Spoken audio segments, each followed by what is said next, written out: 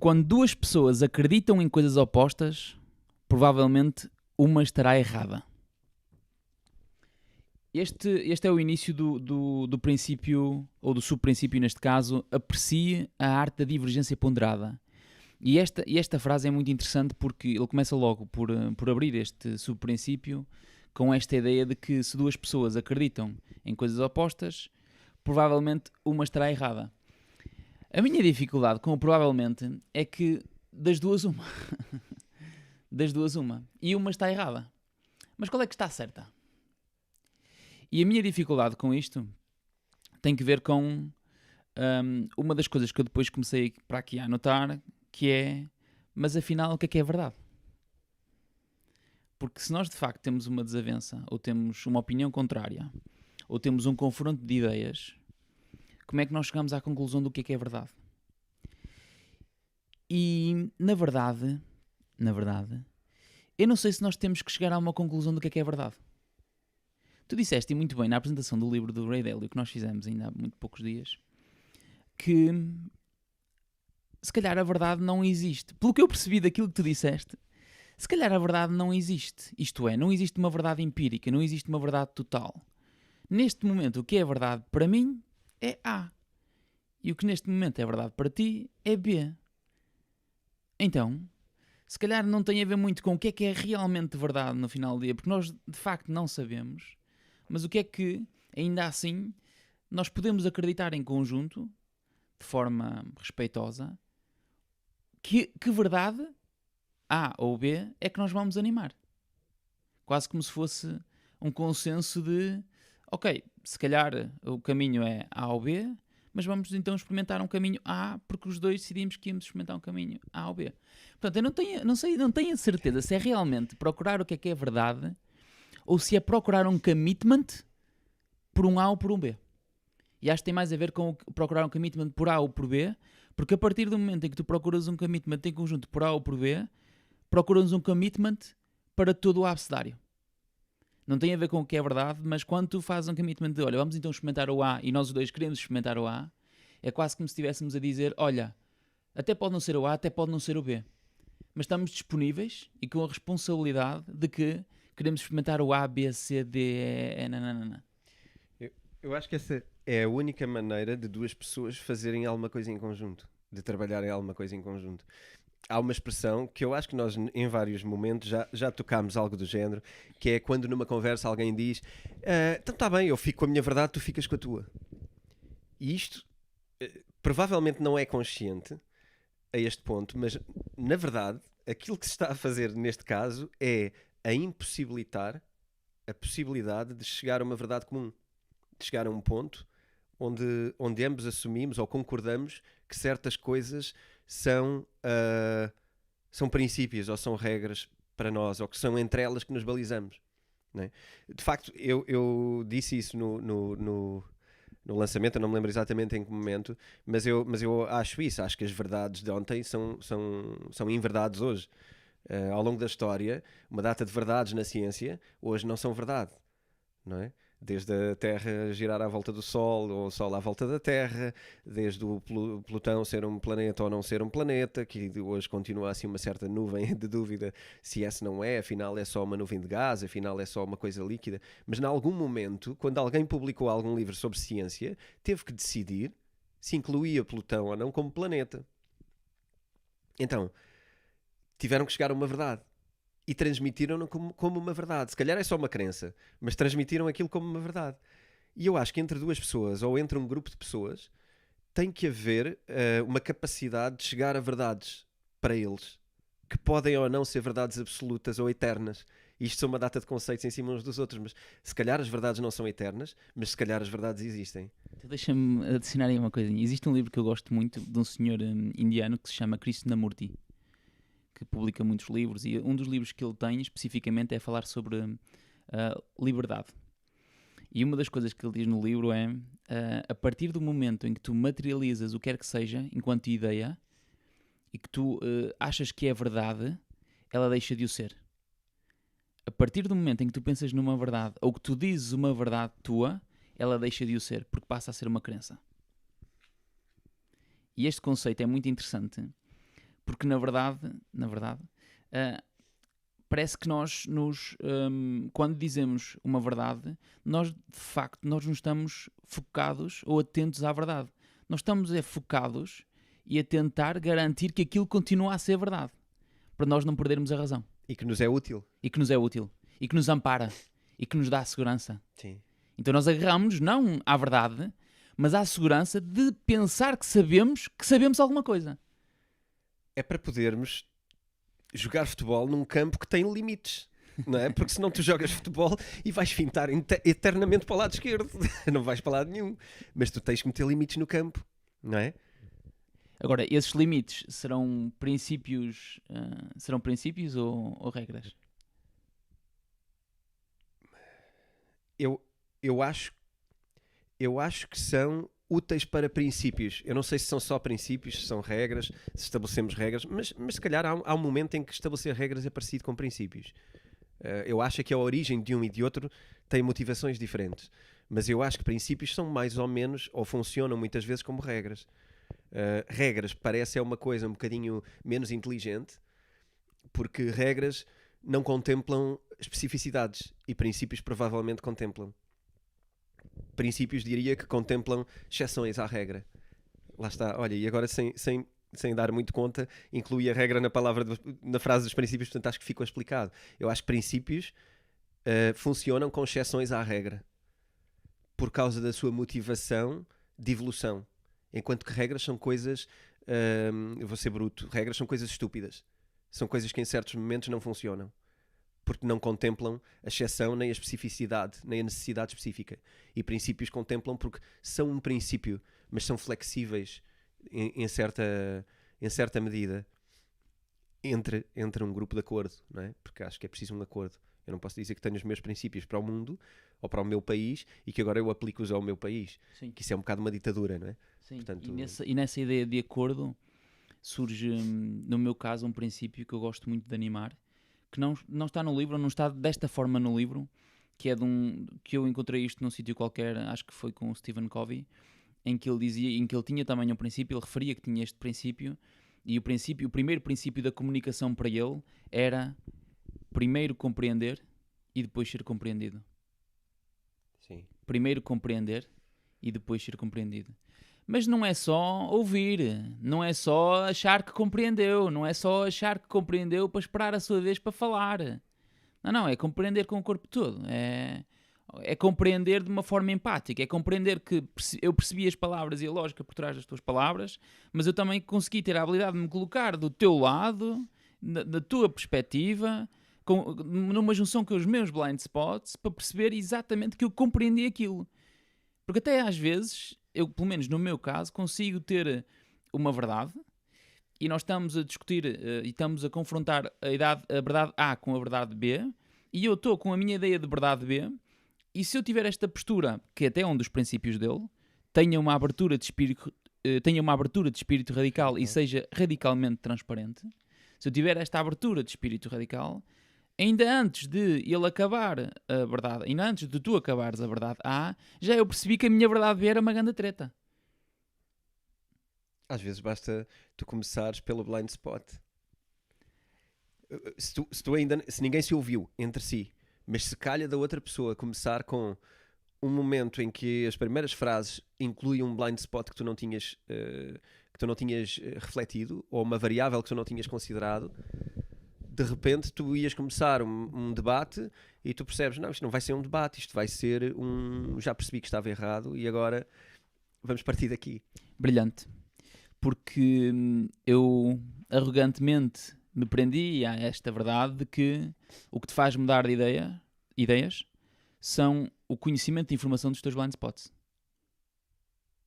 Porque tu mudas de opinião, de facto, quando tu percebes que não tinhas informação que agora tens. Sim. E normalmente a falta de informação que agora tens é o resolver da lacuna dos teus blind spots. E então se tu encontras novas verdades para os teus blind spots, tu consegues encontrar novas verdades. E então a única forma de perceber e de compreender é eu ter abertura de espírito para estar aberto a descobrir quais é que são os meus blind spots. E em conjunto nós criamos novas verdades. Mas há aqui um problema, que é como é que nós podemos ter esta capacidade de achar ou de sentir que as divergências então não são ameaças e são uma oportunidade de aprendizagem. Isto tem a ver um bocadinho com a ideia de ter uma abertura de espírito radical. Mas agora tem aqui um senão, que é: mas nós por vezes não temos de facto de ser teimosos e arrogantes. E eu já vou falar um bocadinho da O que arrogância. é ser teimoso? É eu defender a minha verdade. Porque a verdade se vem de dentro para fora. E se é uma coisa que eu realmente acredito, e até pode ser só por gut feeling. E eu olho para a história, para a nossa história, e muita da nossa história, os grandes momentos, os tipping points, como o Malcolm Gladwell diz, os tipping points que de facto nós fizemos, ou que nós... as mudanças que nós realmente fizemos na nossa vida têm muito a ver com malta a ser teimosa relativamente a um conjunto de crenças e relativamente a um conjunto de verdades. Até quando muita malta se calhar devia ter outras opiniões e verdades que naquele momento, com mais informação, pareciam mais interessantes. Sim, sim. Mas agora deixa-nos aqui num impasse. Que é, então, mas afinal temos que ser teimosos ou não? Ser teimoso é positivo ou não? E depois há livros sobre isso, não é? Sobre, não, vai até ao fim com as tuas ideias. E eu acho que essas ideias são extremamente perigosas. São extremamente perigosas. E eu acho que há muita gente hoje a começar numa rampa perfeita para se esbarrar totalmente, porque anda a seguir gurus com frases que se aplicam a tudo. E de repente tu pensas, olha, a vida é bem simples, afinal. Eu aplico isto a tudo e agora vou vencer, porque o fulano tal fez isto, e tem aqui N exemplos do livro em que as pessoas fazem isto, e portanto, se eu fizer isto, vai correr como eles. E eu acho que isto é uma rampa perfeita para o pessoal se esbarrar totalmente. Porque a vida não é sobre uma coisa, é sobre uma data de coisas. E a vida não é uma variável, são uma data de variáveis. E cada pessoa é uma variável única. E como eu disse também no outro dia no lançamento, e cada vez gosto mais, a vida está-se a lixar para aquilo que tu queres. Se a vida é uma coisa, a vida está-se a lixar para o que é que tu queres. O universo está-se a lixar para o que é que tu queres. E não é porque seja mau, ou porque seja... É só porque é indiferente. Porque é neutro. A natureza é neutra. Não é? O outro dia tu falaste, no outro episódio, sobre o leão que come a coitadinha da gazela e que a mata, não é? E que a asfixia e etc. E é uma coisa violenta. Mas a natureza é neutra em relação a isso. Não vai lá ninguém na natureza corrigir aquilo. Porque se calhar aquilo está certo. Porque se calhar o leão tem que comer, senão não existe. E se calhar a gazela tem que ser comida, senão a população de gazelas aumenta de tal maneira que estraga o mundo todo. Portanto, há um equilíbrio nas coisas. E o equilíbrio é o neutro. É o ponto neutro. O equilíbrio numa coisa é quando ela está neutra, para a esquerda e para a direita, está equilibrada. Certo? E eu acho que achar que se fizermos muito de uma coisa vamos chegar lá, não é, eu acho que não é esse o hack que tem que ser entendido. Acho que é um grande perigo. Eu nem me lembro já porque é que eu peguei nesta situação, mas nasceu da coisa dos livros e dos gurus que acham que é por ali e que é só por ali. E eu acho que isso é dizer que tu metes palas e que tudo o resto é blind spot. Porque tu achas que tem tudo a ver só com a tua persistência e teimosia. E não tem. Isto tem a ver com a visão 360. Tem a ver com tu influires com cada uma das coisas e arranjares metodologias e princípios para lidar com cada uma das coisas que te aparecem. Eu acho que é um bocado a questão das visões tem um bocado a ver com isso. Eu estava aqui tema. Não, acho que há outra coisa muito gira, que é como é que isto funciona na prática. Numa conversa. O Ray Dalio não traz isso no livro. Ou estou enganado? Ele tem um momento giro que é como é que nós... porque nós gostamos muito de estar certos numa conversa. Certo. Gostamos muito de ter razão. E ter razão dá um prazer, dá uma adrenalina, e isto é químico. Sim. Pronto. Ele tem uma frase gira que nós falámos o outro dia também, que é substituir o prazer de estar certo pelo prazer de chegar a uma verdade conjunta. E eu pessoalmente acho e sinto que cada vez mais entendo e sinto esse prazer em... Não será da idade? Em diálogos. Se é da idade. Pode ser da idade. É assim, a idade é mais uma variável também, não é? Uhum. E já também, em momento, já troquei contigo a opinião que eu acho que a idade também depende muito das nossas experiências. E eu acho que pessoas que mais cedo começam a perceber quais são as variáveis em jogo, mais cedo começam a desenvolver comportamentos se forem pessoas que refletem. a desenvolver comportamentos que lhes permitem ter essa maturidade intelectual, ou ter essa... Isto se calhar a pessoa muito arrogante, maturidade intelectual, o que é isso, não é? Mas eu acho que é perceber as variáveis, é perceber o que é que está em causa e analisar de forma consequente. E eu acho que tem a ver com isso. Eu, no meu caso, por exemplo, fui empreendedor muito cedo. Era muito jovem, se calhar foi um desafio muito grande.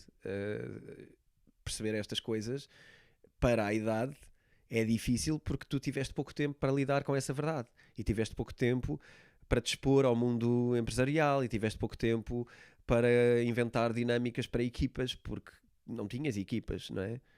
És muito jovem e as primeiras vezes que tens equipas tens que aprender coisas sobre pessoas e se calhar aos 22 anos achar que sabes coisas sobre pessoas e que és capaz de gerir equipas de pessoas que se calhar são mais velhas do que tu e que acham inclusive que isso é uma questão que lhes dá propriedade, torna-se um desafio maior, não é? Portanto, a idade é ou não um estatuto. Mas olha, eu nesse caso gostava de trazer uma visão então um bocadinho diferente, que é, eu por vezes sinto falta dessa imaturidade. No meu caso específico, pessoalmente ou profissionalmente? Os dois. Eu lembro-me que era muito mais arrogante, digo, numa perspectiva de verdade minha, eu era muito mais arrogante do que sou hoje. Porque hoje, tendo este princípio de primeiro compreender e depois ser compreendido, deixa primeiro a outra pessoa falar. E eu lembro quando era mais miúdo, com 21 ou 22 anos, entrava a matar. Mas a matar! E não queria saber. E às vezes sinto falta disso.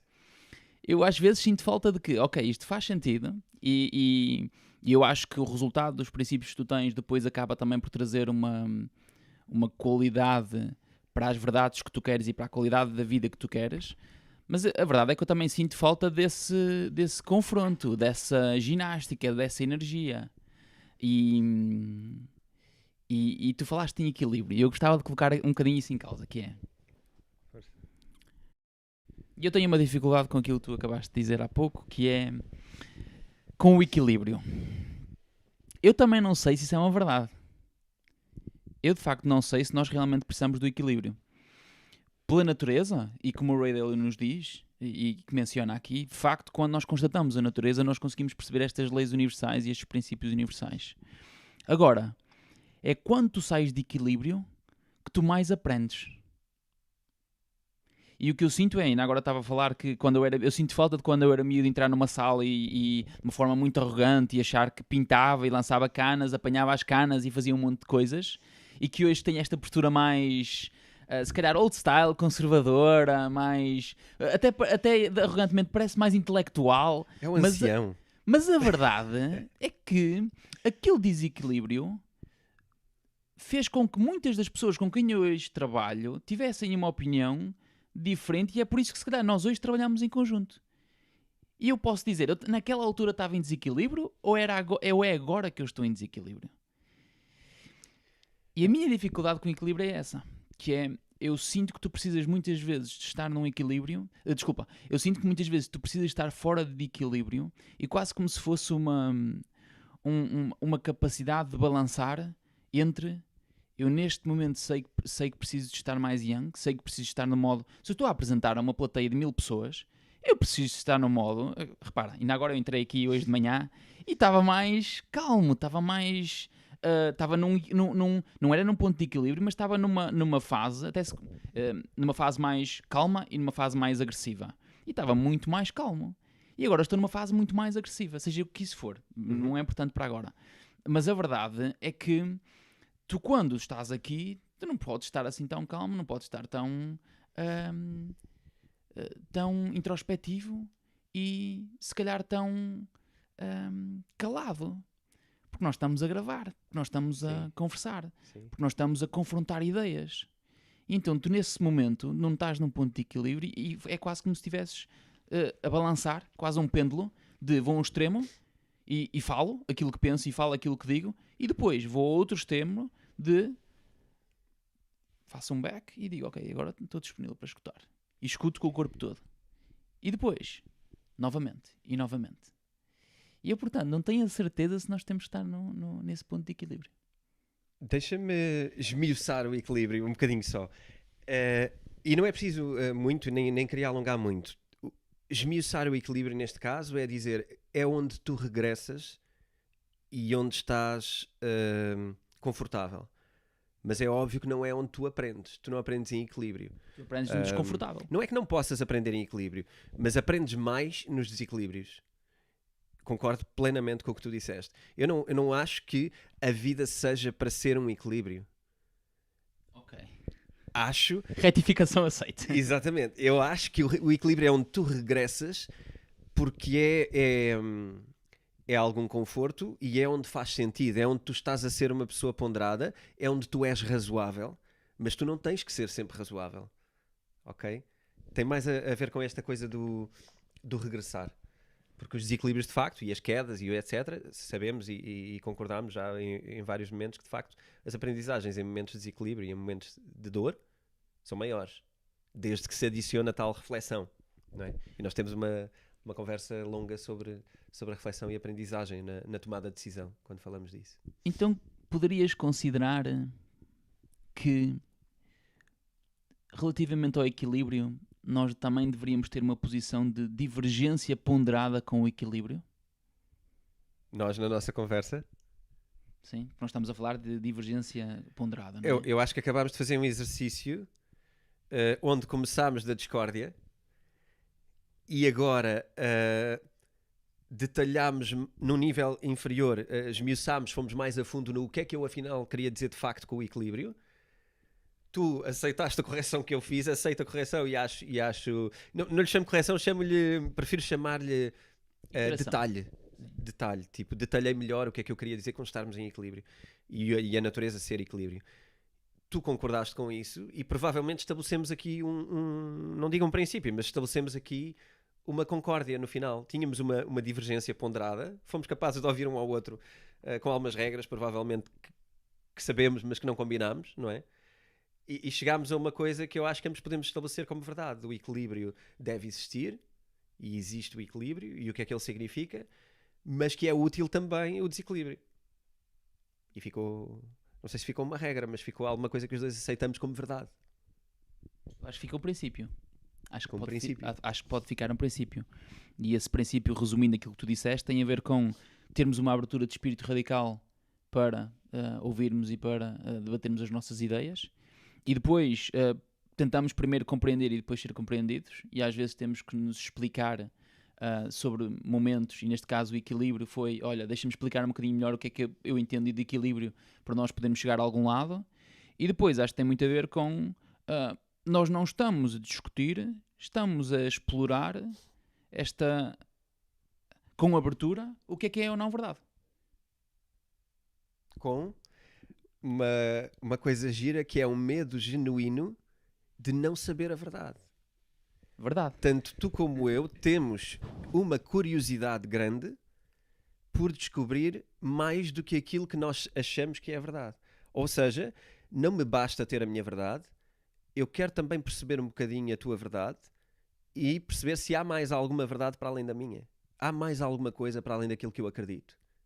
E isto é a nossa evolução, é a nossa vontade de evoluir. Olá, obrigado por estarem a ouvir o nosso podcast Conversas sobre Princípios.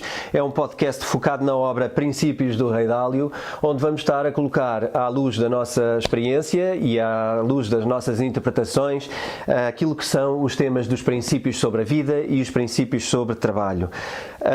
Nós gostávamos de, para além de partilhar as nossas experiências, que vocês também partilhassem as vossas e que se envolvessem neste processo. Portanto, quem quiser participar, pode enviar as vossas questões, pode enviar as vossas dúvidas, podem enviar também as vossas ideias, os vossos princípios e confrontar ideias, inclusive quando discordarem de nós, porque acreditamos que assim todos crescemos mais e crescemos juntos para algo melhor. Enviem os vossos comentários e enviem as vossas questões para o e-mail geral@vidaself.com. Eu e o Fernando Moreira vamos estar aqui à vossa espera para o próximo episódio. Obrigado.